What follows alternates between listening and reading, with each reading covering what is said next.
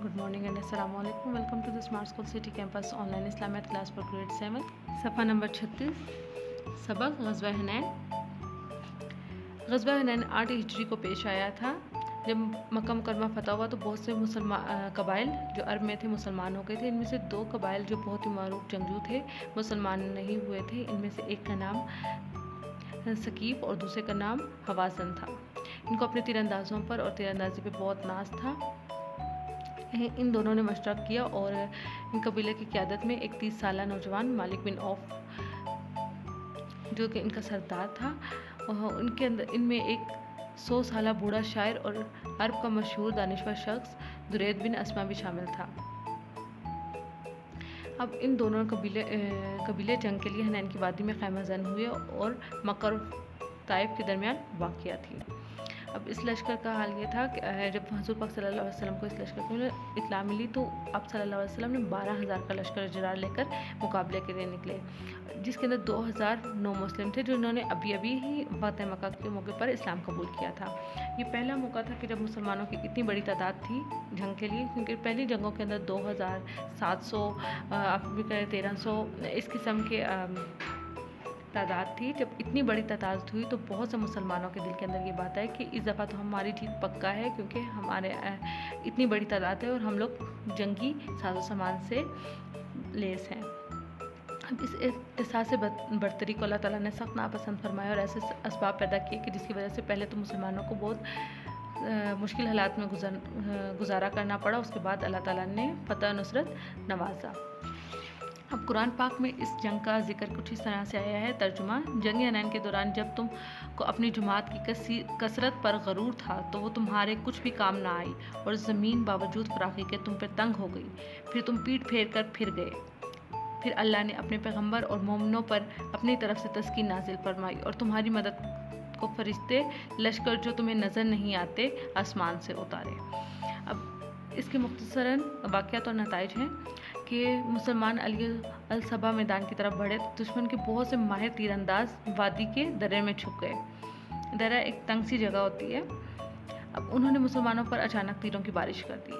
जैसे ही मुसलमानों पर यह गैर मुतवक्का तौर पर तीरंदाजी हुई तो मुसलमान घबरा गए। उनके वहम गुमान में भी न था कि इस तरह से उन पर हमला होगा और बहुत से मुसलमानों के पाँव मैदान से उखड़ गए। यहाँ तक कि हज़रत पाक सल्लल्लाहु अलैहि वसल्लम ने सिर्फ चंद अफराद ही साबित कदम रहे। ये हालत देखकर आप सल्लल्लाहु अलैहि वसल्लम ने इंसार को आवाज़ दी और फिर हज़रत अब्बास रज़ियल्लाहु अन्हु जो कि बहुत बुलंद आवाज़ वाले थे, उन्होंने मुसलमानों को पुकारा, ए बैत रिज़वान वालों। ये अल्फाज सुन के जब ये अल्फाज जैसे मुसलमानों के कानों में पड़े तो वो भागते हुए वापस आए और नए जोश जज्बे के साथ हमला किया।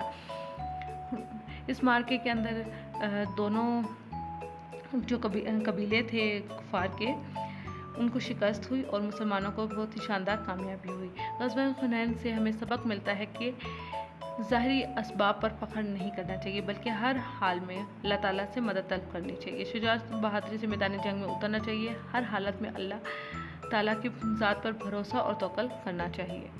अब इसकी एक्सरसाइज है नेक्स्ट पेज पे। खाली जगह पुर कीजिए। हुज़ैन मक्का और ताइफ के दरमियान आबाद था। दोनों कबीले जंग के लिए हुनैन वादी में ख़ैमा ज़न हुए। आप सल्लल्लाहु अलैहि वसल्लम का लश्कर 12,000 अफराद पर मुश्तमिल था। ग़ज़वा हुनैन में कुफ़ार को मुसलमानों से शिकस्त हुई। ग़ज़वा हुनैन के दोनों कबाइलों में क़यादत मालिक बिन औफ के हाथ में थी। सवालों के जवाब: वादी हुनैन में कौन से 2 कबीले आबाद थे? उसका जवाब सफ़ा नंबर 36 सेकेंड लाइन, सिर्फ कबाइल के नाम लिखने हैं। सवाल नंबर 2, ग़ज़वा हुनैन की इब्तिदा में मुसलमान क्यों बसपा हुए? वाक़यात और नताइज के अंदर फर्स्ट लाइन से थर्ड लाइन तक मुसलमान अली सबा से लेकर पाँव मैदान से उखड़ गए। सवाल नंबर 3, यहाँ पर कुरान मजीद में इरशाद है, यहाँ से लेकर उसके बाद अगर आपकी मर्ज़ी, अगर आपकी आयत लिख सकते हैं, अरबी लिख सकते हैं ठीक से तो आप वो लिखें, वरना तर्जुमा सवाल नंबर 3 का जवाब है। सवाल नंबर 4, सफ़ा नंबर 37, वाक़यात और नताइज, मुसलमान अली और सबा से लेकर शानदार फतह अता फरमाई। आखिरी सवाल, सवाल नंबर 5, लास्ट की 3 लाइन्स, ग़ज़वा हुनैन से हमें सबक मिलता है, तवक्कल करना चाहिए तब।